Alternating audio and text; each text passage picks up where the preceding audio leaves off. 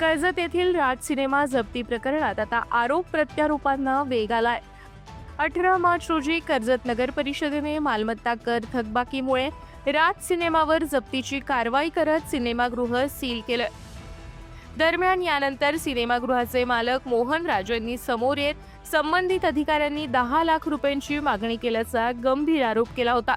त्यांच्या म्हणण्यानुसार काही दिवसांपूर्वी शशांक तलवरकर आणि शीतल सावंत यांनी त्यांच्यासोबत बैठक घेतली होती आणि ॲडजस्टमेंटच्या नावाखाली 10 लाखांची मागणी केली होती। मात्र त्यांनी ही रक्कम देण्यास नकार दिला आणि सर्व व्यवहार कायदेशीर मार्गाने करण्याचा निर्णय घेतला। मी 40 लाखांचे चेक देऊन लीगल पद्धतीने गोष्टी सोडवण्याचा प्रयत्न केला, पण त्याचा फायदा झाला नाही, म्हणूनच माझ्यावर ही कारवाई करण्यात आली असा आरोप त्यांनी केला।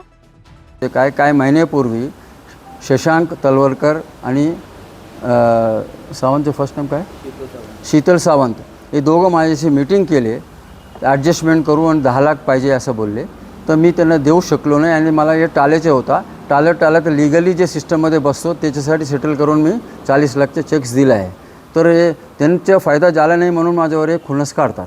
ते लोक जे सजेस्ट करत होते शशांक आणि हे, तर ते त्यांच्या ते पद्धतीमध्ये आपण नाही गेलो, इलिगल 10 लाखाचे जे गोष्टी आहे, तर म्हणून कदाचित खुन्नस काढत असेल। ते बोलले तर मी बोला एवढं 10 लाख असं विचारलं त्यांना, ते म्हणते आम्ही सगळे साहेब आम्ही सगळे लोक ॲडजस्ट करतो।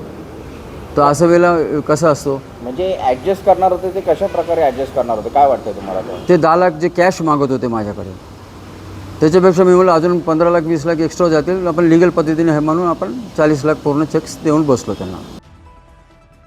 दरम्यान मोहन राज यांनी केलेल्या आरोपानंतर या प्रकरणाची मुख्याधिकारी तानाजी चव्हाण यांनी गंभीर दखल घेत संबंधित कर्मचाऱ्यांना कारणे दाखवा नोटीस बजावली आहे। या नोटीसमध्ये संबंधित अधिकाऱ्यांना आरोपाबाबत 3 दिवसात सविस्तर स्पष्टीकरण देण्याचे आदेश देण्यात आले आहेत। विशेष म्हणजे या नोटीसमधून प्रशासनाने स्पष्ट केलं आहे की दिलेल्या मुदतीत समाधानकारक उत्तर न दिल्यास संबंधितांवर शिस्तभंगाची कारवाई केली जाईल। त्यामुळे आता या प्रकरणात अधिकाऱ्यांची भूमिका काय होती आणि आरोपांमध्ये कितपत तथ्य आहे हे पुढील काही दिवसात स्पष्ट होणार आहे।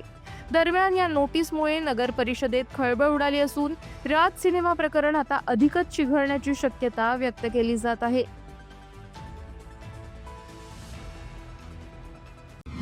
आपल्या परिसरातील ताज्या बातम्या आणि घडामोडी सर्वात अगोदर पाहण्यासाठी कर्जत अपडेटला सबस्क्राईब करायला विसरू नका।